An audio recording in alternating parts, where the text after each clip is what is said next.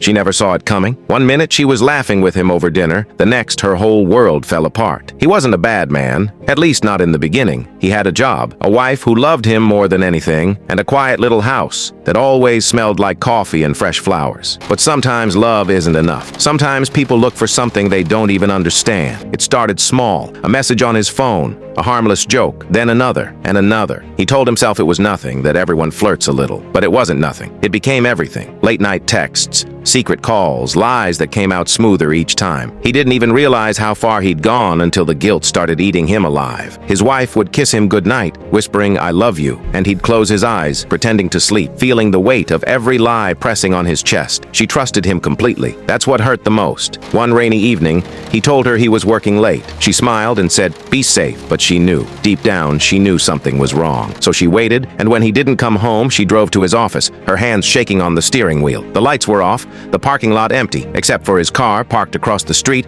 near a small cafe. Through the window she saw him, her husband, laughing, touching someone else's hand. The kind of smile he used to give her now belonged to someone else. She didn't scream, didn't cry. She just stood there, frozen, her heart breaking silently in the dark. When he finally came home that night, she was sitting on the couch, staring at nothing. He tried to speak, but no words came out. Her eyes were empty, like the part of her that loved him had already died. He confessed everything, every lie, every secret. She didn't say a word, just tears rolling down her face, slow and quiet. The next morning, she was gone. No note, no message, just an empty house that still smelled like her perfume. He searched for her everywhere, called her friends, her family, nothing. Weeks turned into months. He stopped eating, stopped sleeping. Every night, he'd sit on that same couch, waiting for her to walk through the door. One night, he got a letter in the mail.